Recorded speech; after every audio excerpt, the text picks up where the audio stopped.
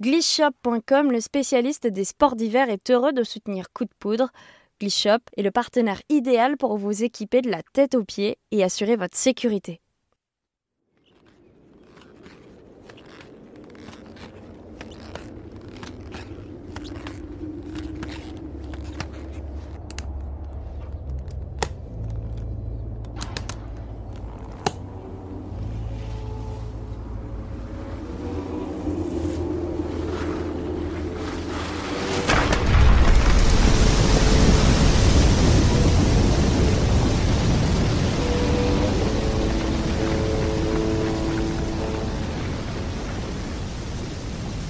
Stress, avalanche, crash, dévissage.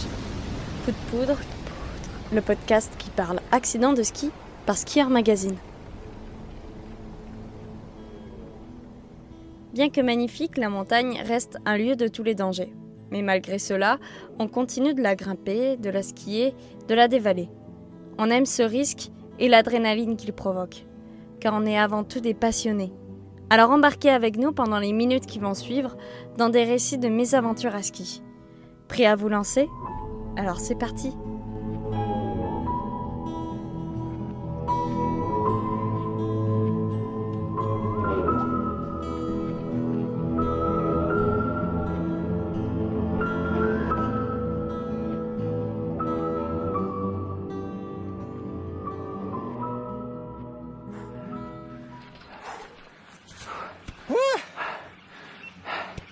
Pas besoin de la cagoule en fait.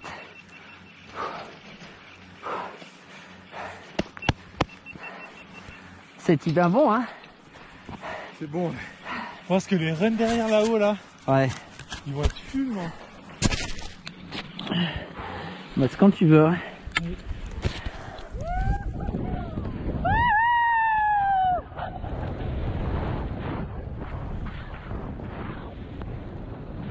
Baptiste Le Prince, jeune skieur grenoblois, est un habitué du ski hors piste en toutes conditions. Pourtant, pendant l'hiver 2020, il se fera embarquer pour la toute première fois dans une avalanche. Donc c'était à Arèche-Beaufort fin janvier 2020. Il se trouve que depuis le début de la saison, on a des conditions plutôt mauvaises, voire en fait inexistantes un petit peu. En tout cas là, moi où j'habite au sud de Beldon, on a vraiment eu très peu de chutes de neige et les seules chutes qu'on a eues c'était au mois de novembre.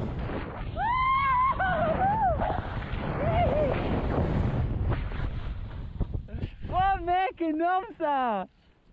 Là, avec Simon, mon pote, avec qui j'étais ce jour-là, on s'est fait trop plaisir. Et en fait, de mi-décembre jusqu'à fin janvier, on n'a pas eu de neige du tout, qu'on n'a quasi pas skié. Donc un peu déprimant. Et là, un soir, il y a Hugo Diaz, un pote qui habite pas bien loin de chez moi, quelques kilomètres, qui me dit « demain, on va à Arèche, il y a une trop bonne journée qui s'annonce, poudreuse, tout ça. Il va faire un peu gris, mais ça va être cool. » Du coup, direct, on se dit on y va. Donc on est partis tous les trois. Moi, c'est drôle, cette journée-là, j'avais pris 2 paires de skis. Je sais pas pourquoi. Au cas où j'en perds une ou quoi. Mais bon, il y avait de la place dans la voiture. Donc finalement, cette deuxième paire de skis, elle a pas mal servi. Donc on arrive à Arèche-Beaufort. Il tombe des méga flocons. On sort de la bagnole. Là, on est excités comme des gosses. Mais sauf que la neige en bas de la station, elle est vraiment lourde. Donc là, on prend nos forfaits et on réalise qu'il n'y a pas beaucoup de riders. Donc trop bon signe quand on va se gaver toute la journée, ça va être une bonne journée. Même si pour l'instant, il n'y a qu'un seul télésiège d'ouvert. Je ne sais plus son nom. Mais bon, on ride dessous pour tester, voir un peu à quoi ressemble la neige. En haut, sous les 4 premiers pylônes, la neige elle est vraiment cool. Ça fait plaisir de faire des virages dans de la neige ultra profonde. Il y en a presque trop. Et en fait, ça se trace très vite parce que tout le monde est venu pour la même chose. On fait 2 descentes et puis là, on entend qu'il y a la deuxième partie du domaine qui ouvre. Avec elle aussi qu'un seul télésiège, mais c'est une partie du domaine qui est un peu plus haute, qui est aussi un petit peu mieux exposée. Et du coup, bah, on s'est dit que la neige, elle serait bien meilleure. Bah c'est plein sud, hein. Allez, go. En allant dans cette direction, on avait déjà en tête le type de run, les runs qu'on voulait faire, parce qu'on connaissait un peu la station quand même.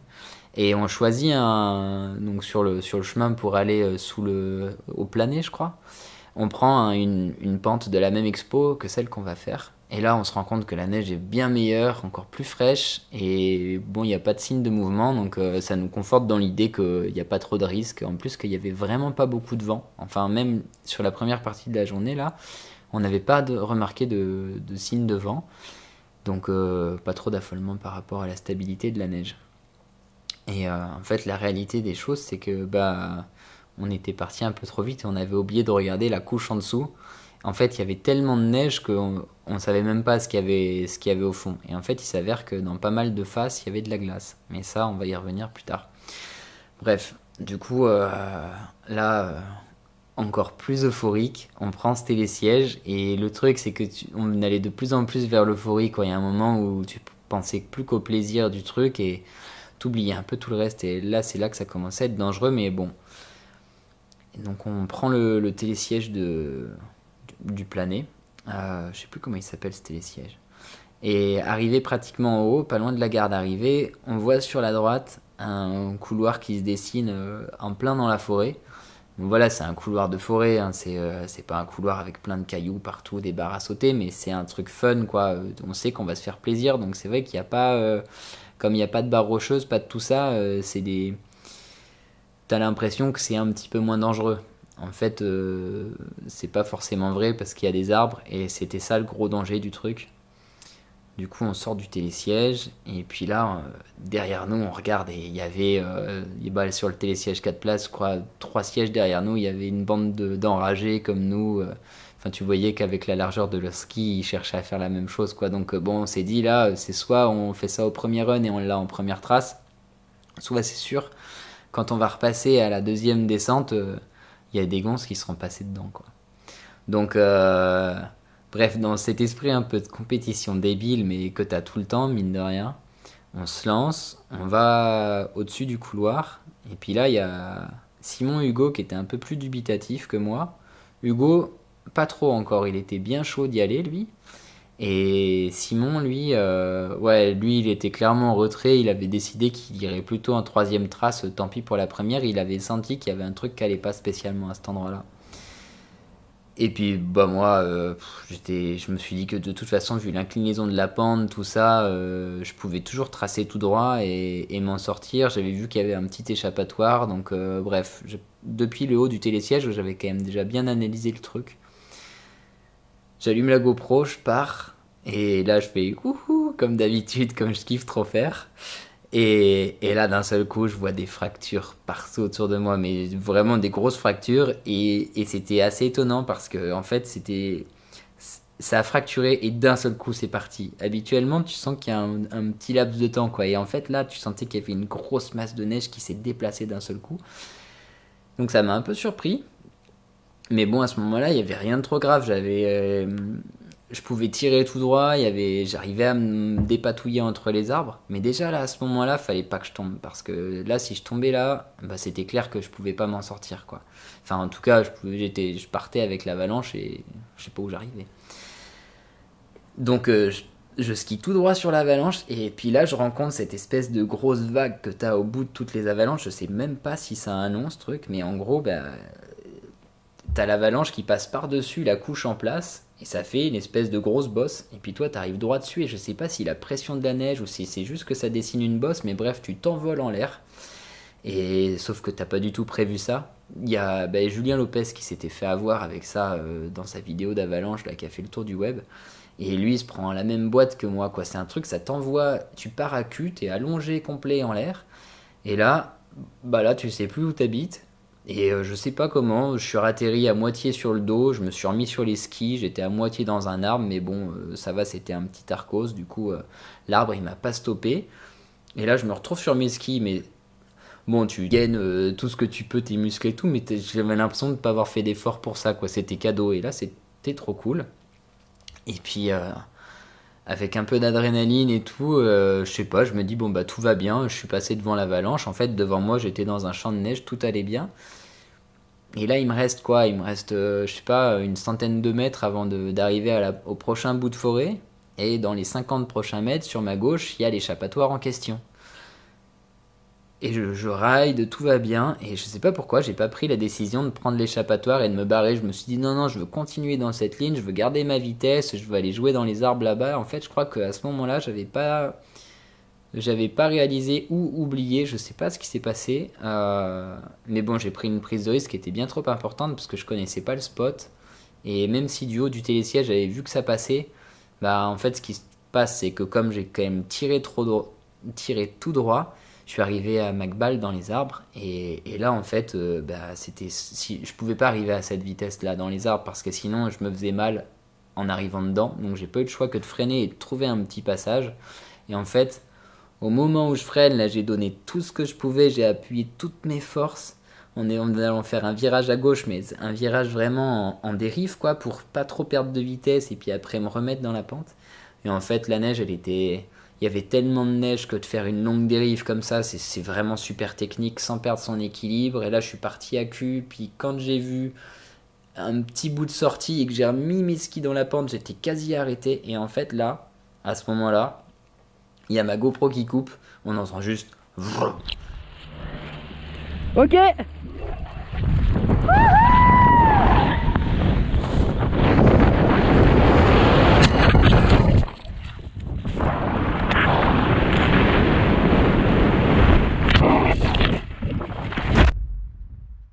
Et tu sens qu'il y a une espèce de masse de neige qui m'attrape d'un seul coup. Et je me souviens vraiment de cette sensation assez... Enfin, ça m'a vraiment marqué parce que c'était vraiment trop puissant. C'est pas comme si tu mettais... Comme si tu passes dans un torrent et il y a une petite vague qui te fauche les jambes, tu vois, jusqu'aux genoux et qui t'emporte. Là, c'était vraiment une vague qui te prend des pieds jusqu'à la tête et tu sens carrément de la pression sur tout ton corps, quoi, jusqu'à ta tête. Et ça, c'était assez percutant. Je me suis fait coffrer et... Bah, de toute façon, je me rends compte que le truc, il est ultra puissant et que je peux... Enfin... Que je vais avoir du mal à m'en tirer, quoi. Puis, en fait, là, j'ai eu trop peur. Parce que, bon...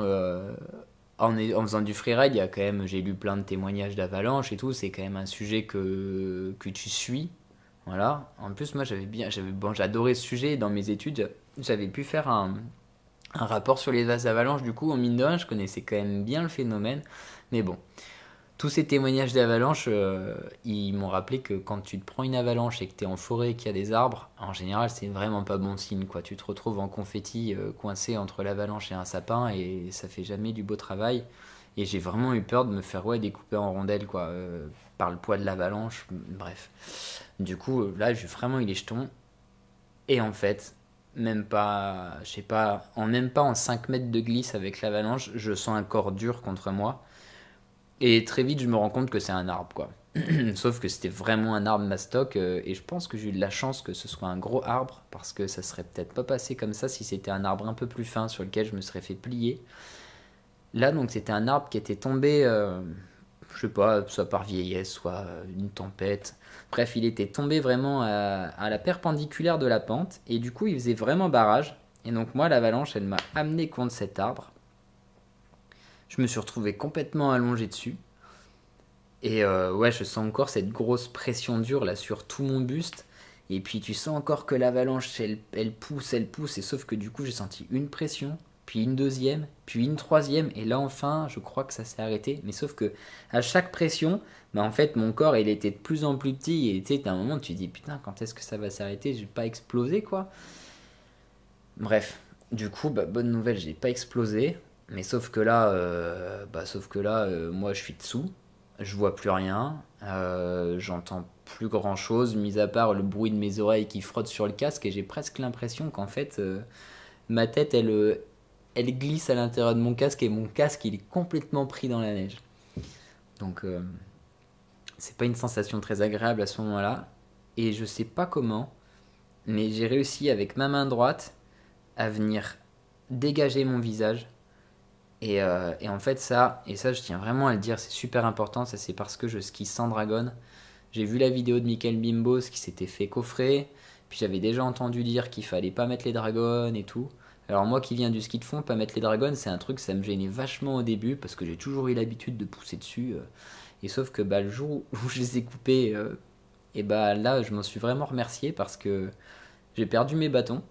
Mais bon, ça, on s'en fout. Ce qui est génial, c'est que j'ai pu avoir une main qui était libre, qui n'était pas prise dans quoi que ce soit. Et pendant que la neige coulait encore, je pense que c'est là que j'ai dû me dégager. J'ai réussi en fait à venir enlever la neige qui était devant ma bouche.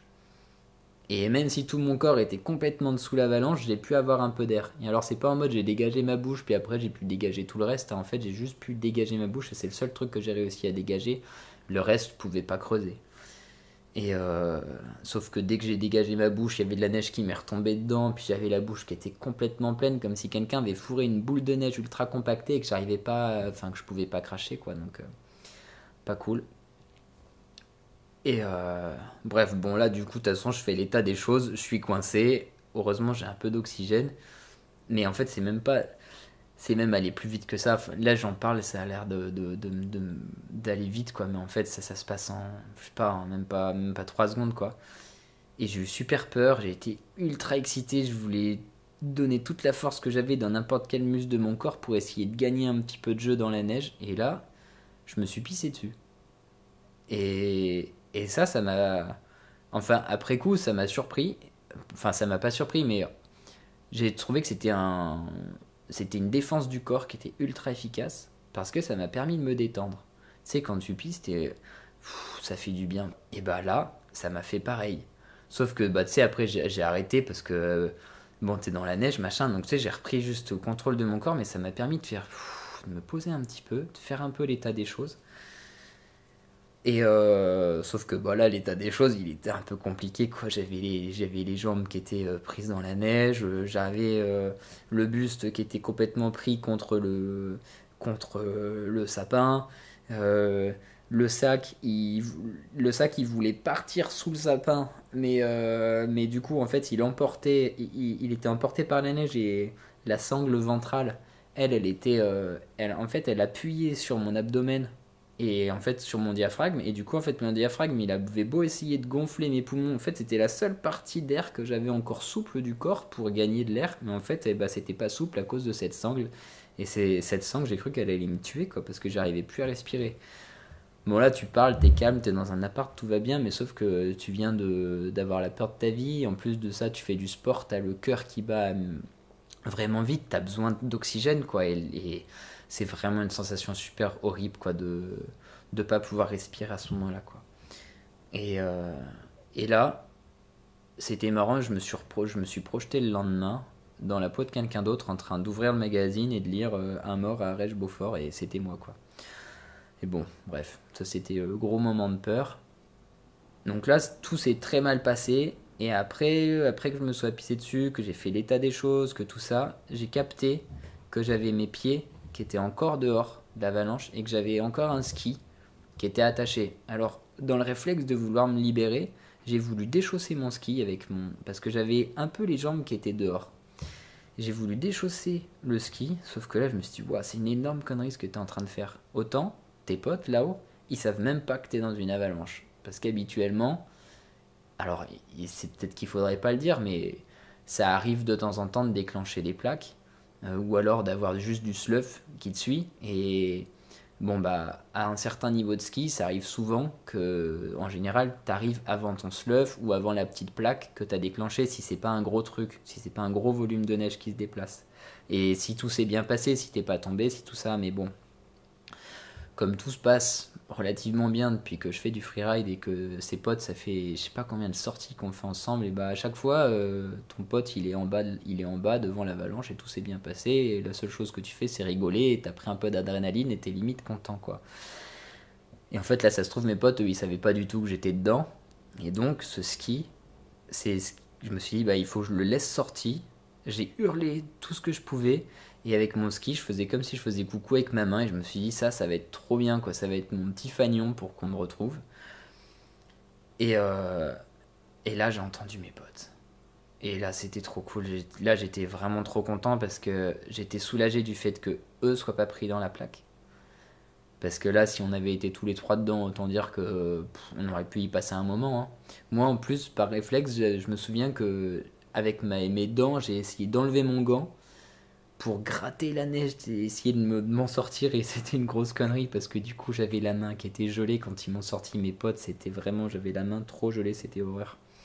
Bref, du coup, mes potes arrivent et vraisemblablement, grâce à l'enregistrement que tu m'as fait écouter, bah, ils n'avaient pas capté que j'étais dans l'avalanche, quoi. Ils l'avaient pas vu, hein. Il faut savoir que quand ton pote part dans une avalanche, ça fait un énorme aérosol. Enfin, ça dépend des types d'avalanche, mais là, en tout cas, ça faisait un gros aérosol.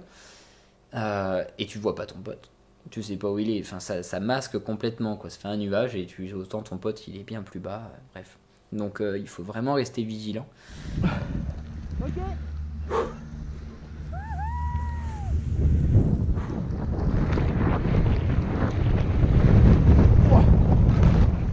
Ça part. Il est où, Bat? Ça a quand même bien tout purgé, hein. Ouais, c'est dégueulasse.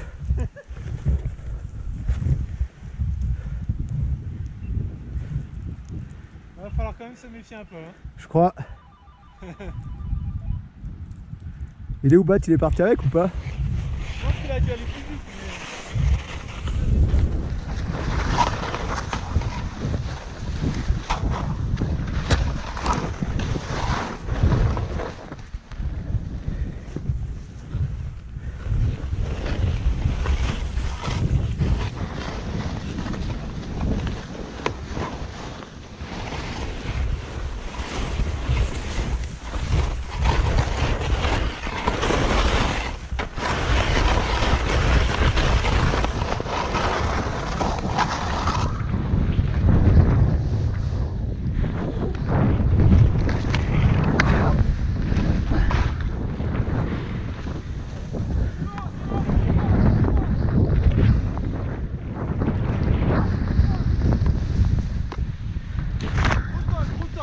Sors vite une pelle.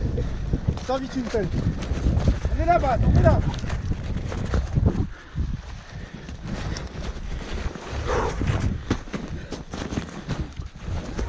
On est là, on est là, on est là, on est là, on arrive. Faut lui dégager la bouche.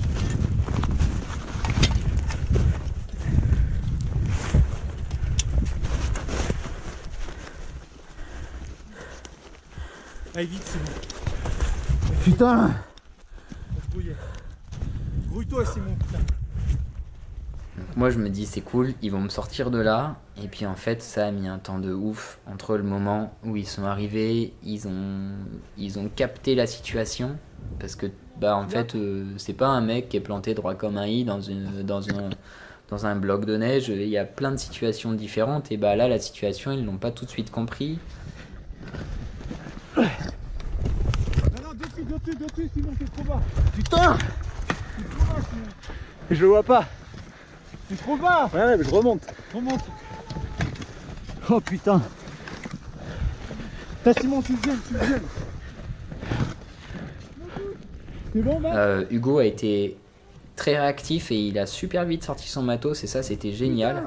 Mais par contre, Simon, lui, il a pas du tout compris la minuscule géographie du truc et il est descendu derrière un sapin pour remonter vers moi parce qu'il a cru que j'étais sous le tronc d'arbre. Donc gros manque de communication entre Hugo et Simon. Peut-être que Hugo, il aurait dû peut-être perdre je sais pas 20 secondes supplémentaires pour lui expliquer le truc, lui dire bah là tu vois, moi je suis sur Baptiste, il est comme ça, toi il faut que tu fasses ça. Et tu vois, à ce moment-là, il y a un truc qu'ils disent tout le temps dans les livres, il faut établir un chef d'équipe. Ou alors les chefs d'équipe, il s'établit de lui-même, tu vois, mais il faut qu'il y ait quelqu'un qui soit chef du truc et qui dirige les gens. Et là, ça s'est pas passé comme ça, tout le monde s'est fait confiance et Simon, il a fait une bêtise parce qu'il a mis vraiment du temps à réussir à faire le tour de l'arbre, sachant qu'en fait, sous l'arbre en question, il y avait je sais pas combien, en fait, il y avait toute la neige qui était tombée et tu t'enfonçais de ouf, enfin bref, tu pouvais pas marcher là-dedans. Tu retrouveras la gueule pour dégager.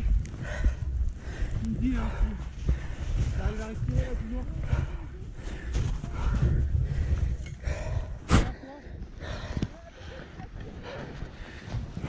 On est là.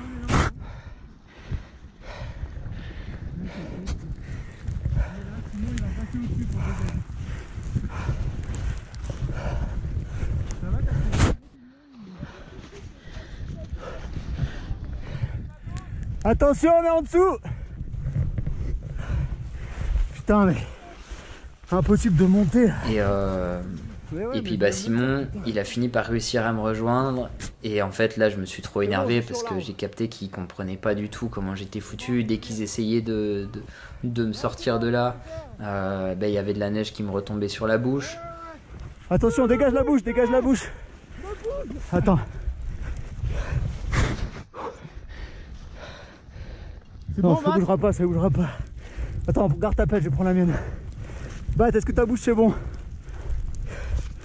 Je vais dégager par au-dessus. Oui, il y va. C'est un sim, les gants, t'as pas de manche, sérieux, vas-y. Et tu vois, par exemple, ils ont pas pensé tout de suite à me prendre une veste, tu vois, et à me la mettre sur la tête pour que toute la neige qui tombe, elle me tombe sur la veste et que moi je puisse continuer à avoir quand même de l'air et pas plein de la neige plein la gueule. Bref, tout ça. Simon, lui, il a carrément... il avait son manche de pelle qui était gelé, il a pas réussi à l'enfoncer, il avait un gant qui était encore dans son sac, enfin bref, c'était pas super bien... pas super bien calé quoi, donc toi qui est en dessous tu pètes vite un câble et c'est vrai que j'ai assez mal parlé à mes copains mais Il faudrait commencer à enlever la neige. Attention. C'est bon, Mathis, respire. J'arrive par derrière. Les gars, la neige c'est là. Oui, je sais. Ça là. Enlevez ça. Ok. Voilà, commencez dans les pieds. Ok. Putain. Passe-moi la pelle. Tiens, quand même moins.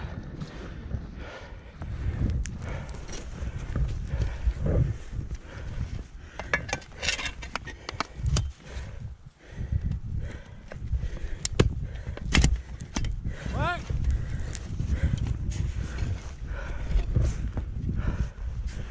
Attention, Bat, ça risque de tomber sur toi. Qu'est-ce que je peux? Non.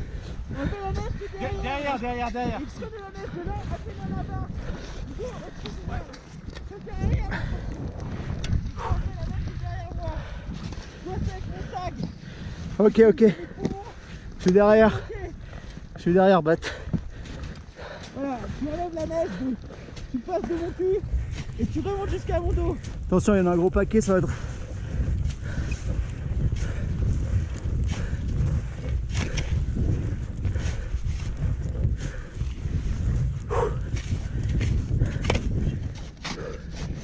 Ah, il y en a beaucoup là, attention.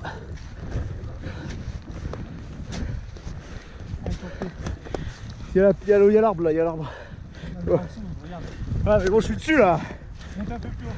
Putain, mais là vous m'en poussez plus que je. Bat ta gueule, bat ta gueule. Pour sortir, tu respires déjà, sois heureux.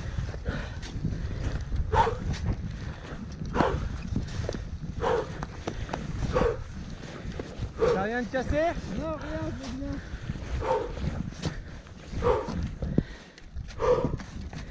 Allez, là on sort là. Merde. Non, ça tient, non, tire pas comme ça. Il faut que je sorte par le haut. Ouais, je Passer chante. par une branche qui me tient là, Ah d'accord, ok. voilà. Bon, en fait, c'est vraiment, si vous dégagez mon sac à dos, je peux sortir par là-haut comme ça. Ok, Bat, attention. Mets ta main devant ta bouche, là, laissez en l'air. Hein. Ouais, c'est bon. Putain. Prends le manche. Tiens, tu arrives à sortir bien. T'as pas de manche, Simon? Si, j'ai un manche, mais il est rentré, c'est gelé.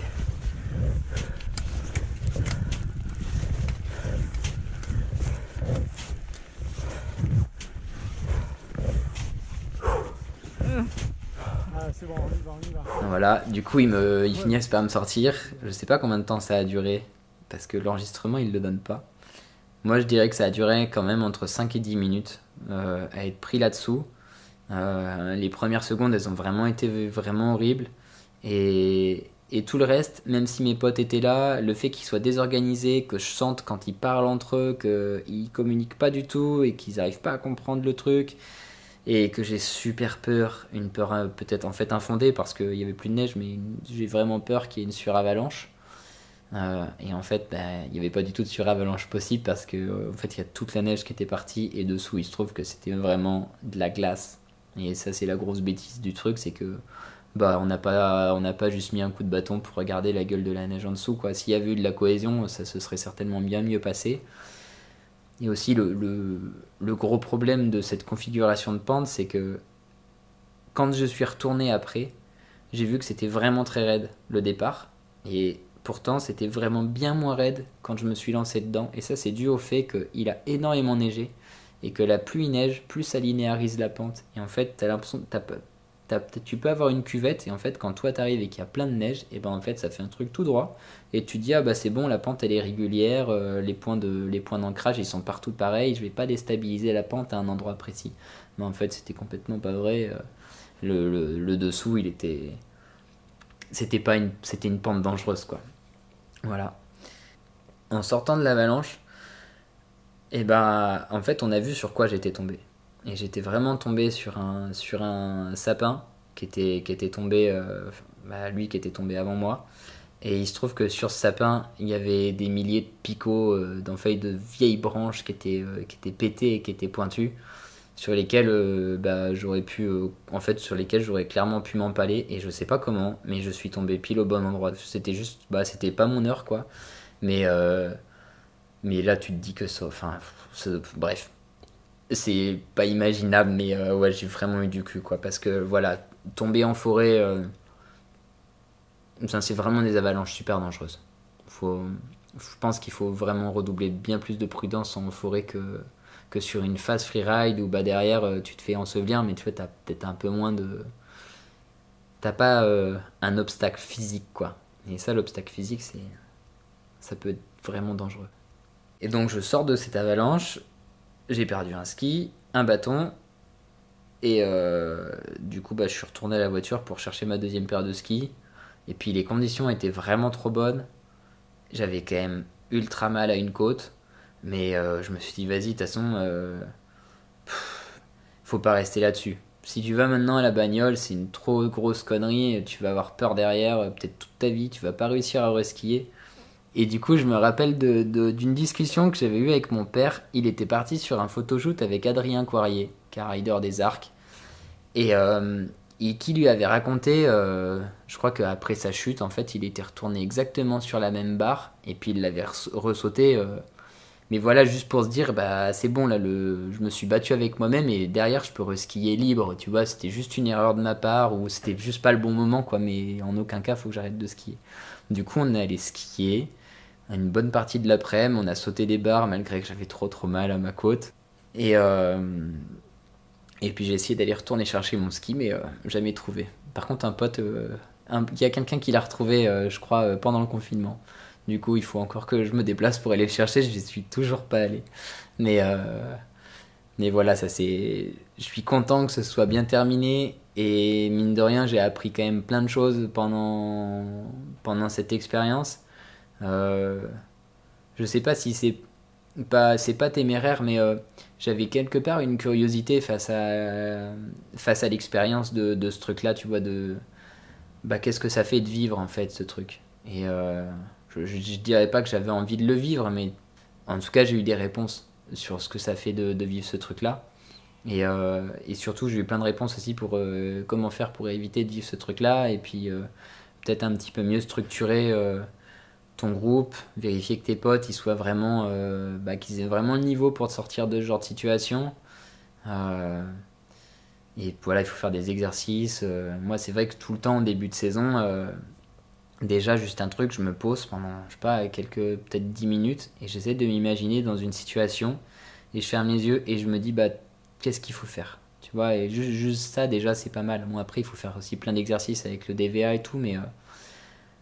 Et puis aussi avoir des techniques pour mettre ta pelle et mettre ton manche à pelle rapidement dans ton sac, savoir vraiment comment marche super bien ton matériel et tac. Et ouais, dans ce genre de situation, il faut vraiment être bon, et la personne qui est dessous, elle a vraiment besoin qu'on soit rapide. Et puis pour revenir dessus, je pense que pour éviter ce genre d'accident, il faudrait mettre en place pas mal de choses, mais la plus importante, elle est liée à mon comportement sur cet événement. C'est clair et net que l'erreur, elle vient de moi. Et je pense que, en fait, le simple fait de dire non, mais c'est pas aussi facile que ça, quoi. Mais en fait, pour dire non, il aurait juste fallu garder la tête froide, analyser peut-être un petit peu mieux, se rendre compte que, en fait, sur la première partie de la journée, c'était un endroit où il y avait moins de vent, mais là, on était 200 ou 300 mètres de dénivelé plus haut et sur une expo différente, et que là, il y avait eu un petit peu de vent sur la crête. Voilà, s'attacher un petit peu plus à tous ces petits détails. Aussi, juste mettre un coup de bâton. Alors là, c'est simple, hein, tu retournes ton bâton, tu mets le panier vers le haut et tu l'enfonces, donc par la poignée, parce que ça s'enfonce mieux, et tu regardes un petit peu la densité des couches. Puis là, quand tu sens qu'il y a un fond dur, puis que la pente elle est raide, puis qu'il a beaucoup neigé, tu te dis, ouais, là, ça risque de partir. Donc après, c'est toi qui prends la décision. Je pars pas. Est-ce que je suis capable de m'en sortir? Est-ce qu'il y a un échappatoire? Après, c'est toi qui décides. Je pense que le plus important dans ces cas, c'est nos décisions à nous en montagne. De toute façon, le seul, ce qui est le facteur accidentogène, c'est nous, quoi. C'est pas ton matos, c'est pas quoi que ce soit, quoi. C'est vraiment toi qui prends la décision d'y aller. Il faut à ce moment-là que t'aies la tête froide, quoi. Et c'est super dur de garder la tête froide quand ça fait longtemps qu'il a pas neigé, que t'es trop content, qu'il neige, qu'il n'y a pas grand monde dans la station. Et bon. Et encore, je crois, même pas bien longtemps après, il y avait Xavier Delerue, je me souviens, qui avait fait une story Instagram à Verbier, il filmait comme ça sous une benne, et il disait voilà l'euphorie de début de saison, voilà ce que ça fait. Et il y avait des mecs en fait dans une phase qui s'était fait coffrer, quoi. Et voilà, je pense l'euphorie, c'est le plus grand danger. Retrouvez le meilleur du ski sur Skieur Magazine en kiosque dès le mois d'octobre ou dès à présent sur notre site internet skieur.com et sur notre application App Store et Google Play. Rendez-vous également sur le site de notre partenaire Glisse Shop, l'enseigne de référence des amoureux de la glisse, l'expertise, le choix et le conseil. C'était Coup de poudre, un podcast proposé par Skieur Magazine.